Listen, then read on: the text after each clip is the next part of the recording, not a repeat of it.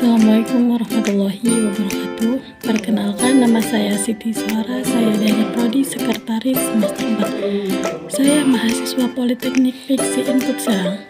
Di sini saya akan menjelaskan sedikit tentang resum bahasa Indonesia. Jadi di dalam bahasa Indonesia ini saya sudah mempelajari 4 bab. Yang pertama yaitu tentang keterampilan menulis bahasa Indonesia dalam aspek perguruan tinggi. Yang akan saya bahas kali ini yaitu pengertian keterampilan menulis, kemudian manfaat menulis, dan unsur-unsur menulis. Oke, yang pertama yaitu pengertian keterampilan menulis.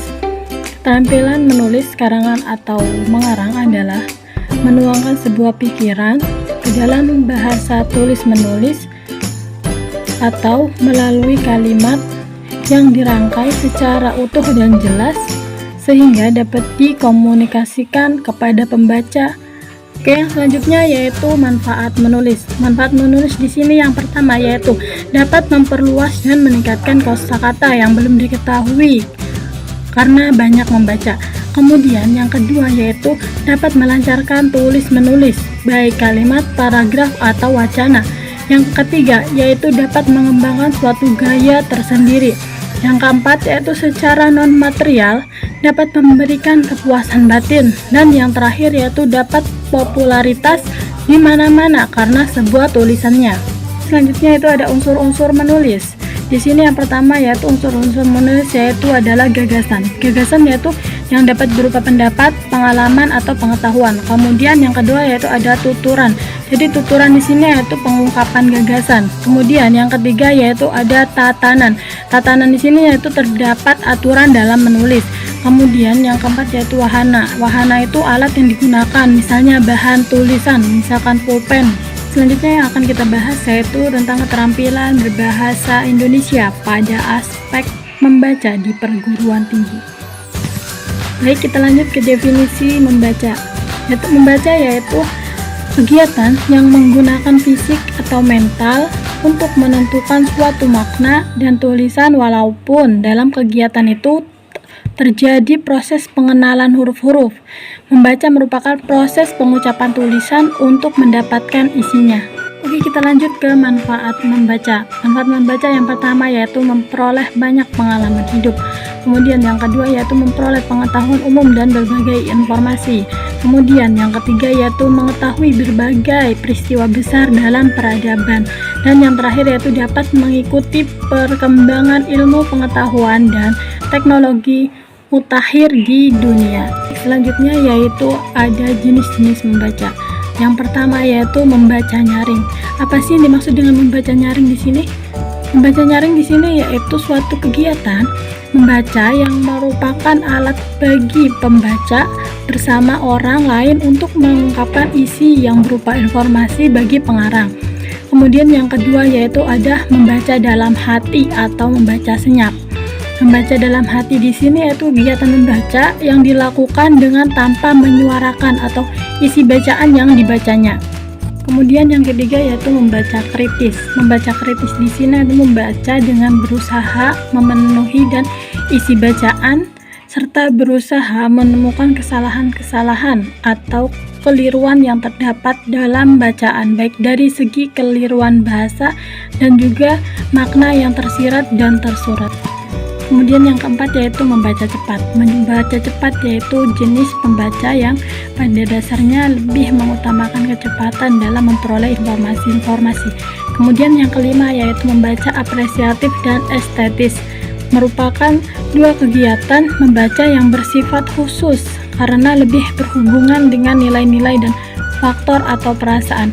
Apresiatif ini bersifat apresiasi dan penilaian, sedangkan estetis bersifat estetika atau keindahan.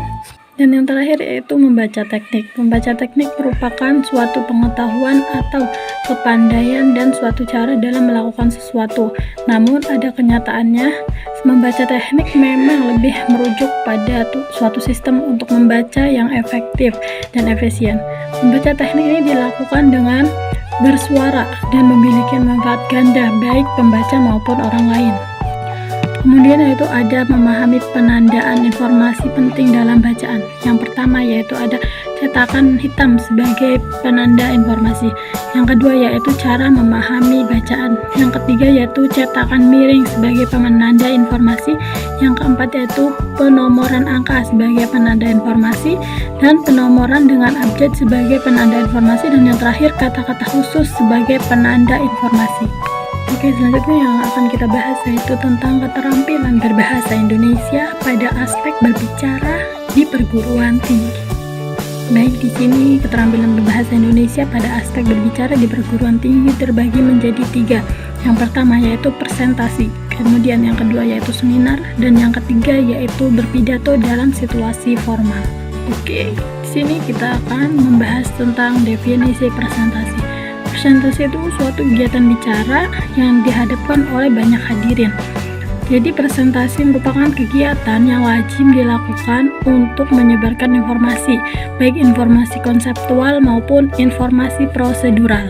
Kemudian, agar presentasi ilmiah dapat berjalan dengan efektif, ada kiat-kiat yang harus diterapkan, yaitu yang pertama itu menarik minat dan perhatian peserta.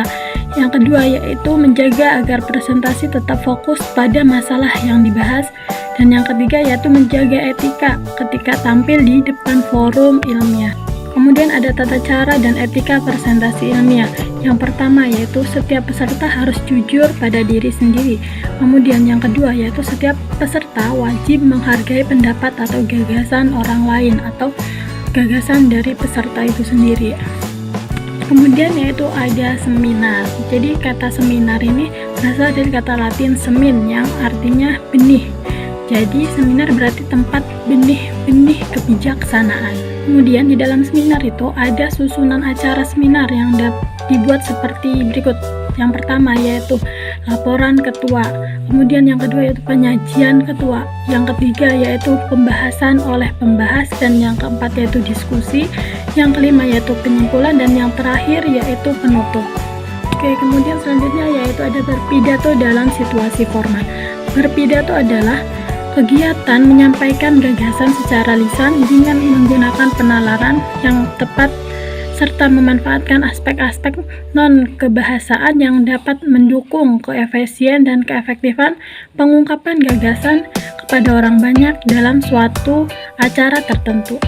Kemudian ada tujuan pidato. Adapun tujuan pidato secara umum adalah yang pertama yaitu informatif, yang kedua yaitu persuasif dan instruksif, yang ketiga yaitu edukatif, dan yang keempat yaitu entertain. Kemudian ada kriteria berpidato yang baik. Jadi kriteria berpidato yang baik itu yang pertama yaitu menentukan topik dan tujuan. Kemudian yang kedua yaitu menganalisis pendengar dan situasi. Yang ketiga yaitu memilih dan menyempitkan topik. Dan yang keempat yaitu mengumpulkan bahan. Yang kelima membuat kerangka uraian. Yang keenam menguraikan secara mendetail. Dan yang terakhir melatih dengan suara ya nyaring. Kemudian pentingnya belajar keterampilan berbahasa Indonesia pada aspek berbicara di perguruan tinggi. Pentingnya belajar keterampilan berbahasa Indonesia pada aspek berbicara di perguruan tinggi. Bahasa adalah alat komunikasi yang melalui percakapan dengan kata-kata.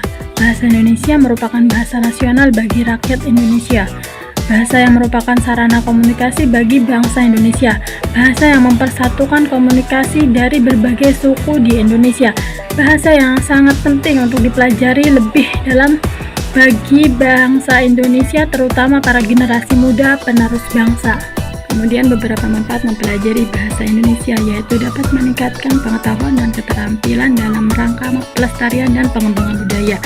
Kemudian meraih dan mengembangkan ilmu pengetahuan, teknologi, seni, berkomunikasi dengan berbahasa Indonesia yang baik dan benar, baik secara lisan maupun tulisan, dan membantu mengemukakan pendapat yang baik dan sopan. Kemudian ada faktor yang menjadi penunjang. Faktor penunjang yang pertama yaitu faktor kebahasaan. Faktor kebahasaan di sini dibagi menjadi beberapa bagian. Yang pertama yaitu ketetapan ucapan, kemudian yang kedua penempatan tekanan, nada durasi, dan intonasi yang sesuai.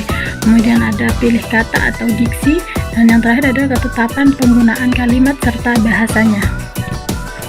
Kemudian faktor non kebahasaan. Faktor non kebahasaan di sini itu sikap yang wajar, tenang dan tidak kaku. Kemudian pandangan harus diarahkan ke lawan bicara.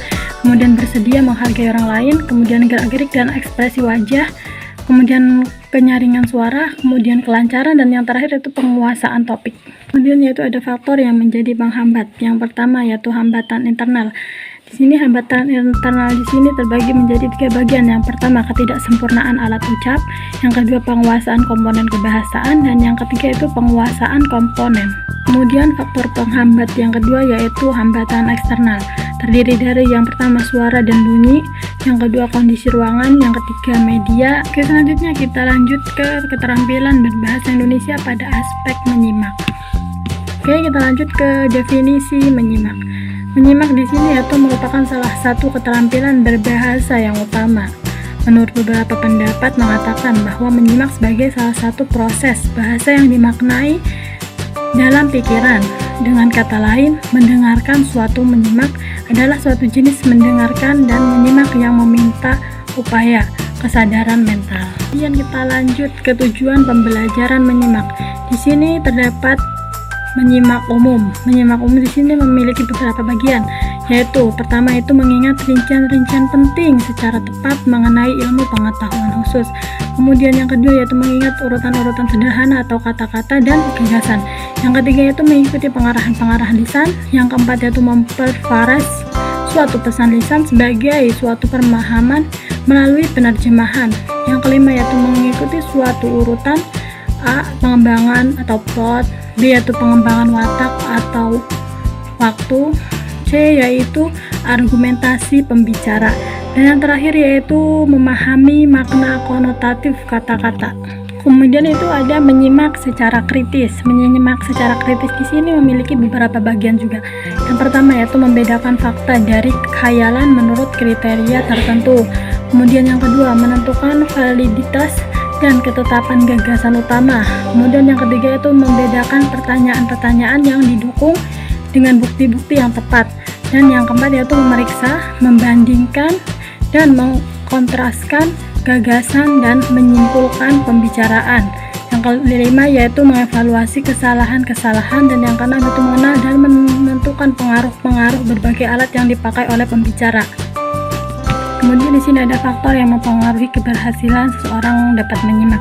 Yang pertama yaitu faktor fisik seseorang yang sangat berpengaruh dalam kegiatan menyimak dan dilakukan oleh seseorang. Misalnya, seseorang harus berada dalam keadaan sehat dan lingkungannya yang mendukung ketika melakukan kegiatan menyimak. Kemudian yang kedua adalah faktor psikologis. Seseorang yang sangat berpengaruh dalam melibatkan sikap-sikap dan sifat-sifat pribadi seorang lain. Melakukan kegiatan menyimak seperti rasa simpati dan empati. Kemudian yang ketiga yaitu faktor pengalaman pertumbuhan dan perkembangan pengalaman.